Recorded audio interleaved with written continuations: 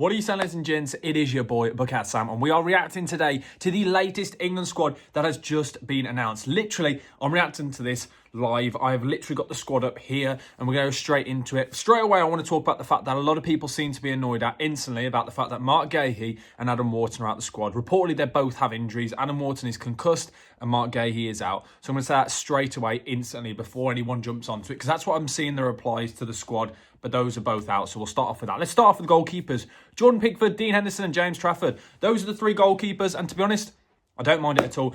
Jordan Pickford has been pretty decent, let's be honest. He's been consistently good for England. He should be in the squad every time. Dean Henderson, for me, has to get a chance now. I think he's been incredible this season. One of the best goalkeepers in the Premier League. When I did my team of the season for the Premier League, he was in and around there. For me this season, I feel like he's taken that next step up. The way he spoke about when he joined Crystal Palace, he said, I want to win trophies here. I want to be consistent and I want to break into that England side.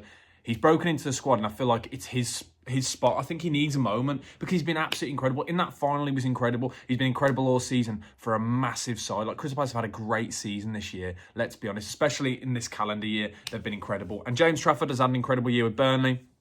A lot of people think that he's the future for England. So, in and around the squad, don't mind it at all. Don't really want him starting. I think it's a little bit too soon. I think the two other goalkeepers are better, personally. But I like the fact that he's in and around the squad. So, goalkeepers, straight away, got no problems with. Now, on to the defenders. Ben White misses out. That is the big one. A lot of people were asking. People were discussing whether Ben White will get into the squad.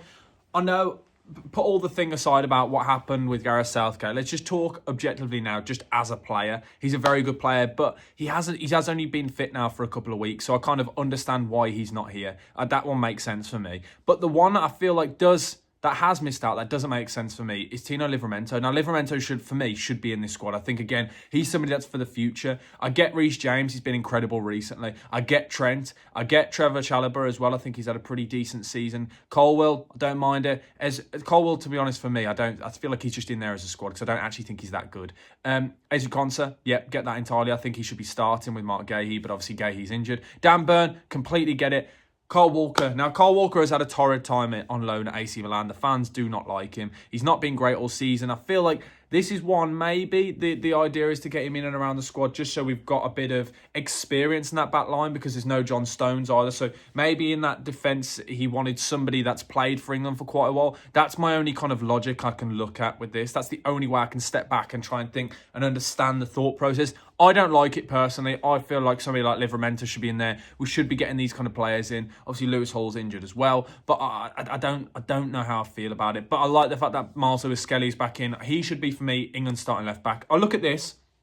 The best right back for me there is Reece James. Centre backs wise is where it kind of, I think it'll be Dan Burn and Ezri Konsa, and then left back will be Miles Lewis-Skelly, personally. I just don't understand. I get getting kind of the experienced players in the tournaments and things like that, but the only way for these players to get experience in and around the England squad is by playing them in these friendlies. We've got Senegal and Andorra. So realistically, does Kyle Walker need to be there? For me, no. I don't get it at all, to be honest.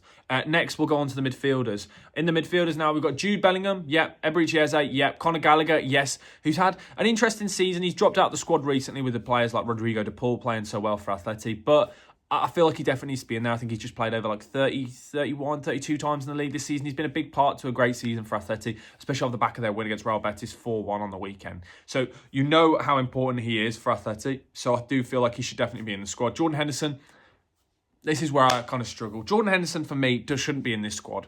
Now, there's not even the argument that he's had a great season for Ajax. Ajax messed up. They bottled the league. They were 9 points clear with 5 games to go. They bottled the league. That I can say that. And I just don't understand why you'd want him in there. If you've got somebody like Kyle Walker, why do you need Jordan Henderson as well? I don't get it personally. I kind of look at it and think, I get having some experience in there, but you don't need both bits of experience. You only need one of those players in the dressing room. Personally, I just feel like it's a bit of a wasted spot. Morgan Gibbs-White, get in. He's finally in the squad because I know there's a lot of kind of discussions about this. He only got into the last squad just due to somebody dropping out, I think, because they were injured. But he's a player that I really feel like is exciting and somebody that offers something completely different. Some people will compare him to Eberechi Eze, but they're both very different players. Yes, they play in the same position and they both like to drift out to the left from the 10 quite often. But I do think they offer something completely different as players. So I really like the fact that Morgan Gibbs-White's in there and the fact that this is like his first proper call up under Tuchel. So I'm a big fan of that. But yeah, Jordan Henderson for me doesn't make sense. Curtis Jones, It's okay. Don't really want him playing, but yeah, we can have him in the squad.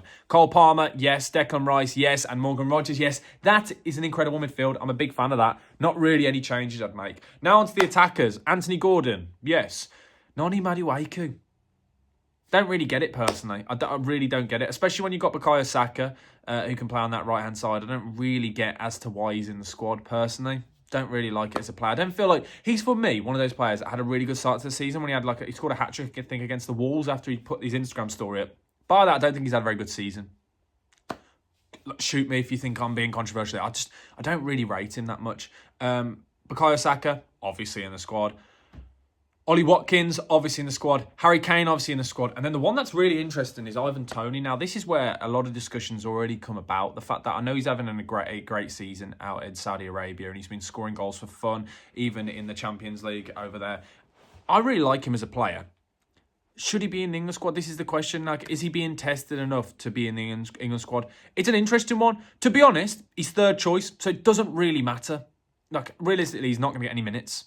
Some people are saying Solanke should be playing. For me, there's no way should Solanke be in an England squad. I personally don't think he's good enough. A lot of people will question me and go, I don't get it. But I look at it and just think I can't get it. But the one for me that is mental, the one for me that I'm really confused about, is the fact that Jared Bowen hasn't made it. Jared Bowen, for me, should be in this England squad. Jared Bowen consistently, throughout this season and throughout last season and every season, has consistently stepped up for West Ham. And this is where I've said it before. I think Jared Bowen needs to move on. I think Jared Bowen needs to move to a new club because he's had a good season again this year. And he's missing out to players like Noni Madueke on that right-hand side. And quite clearly, he's a better player. He's had a better season. But I think it's because of how much of a bad season West Ham are having. So for me, I feel like he should be moving on. I've just read here that apparently Adam Wharton's out the squad. Something to do with the season they've had, but I don't feel like that can be right. I feel like... understand, Crystal Palace's Adam Wharton will be named the under-21s today.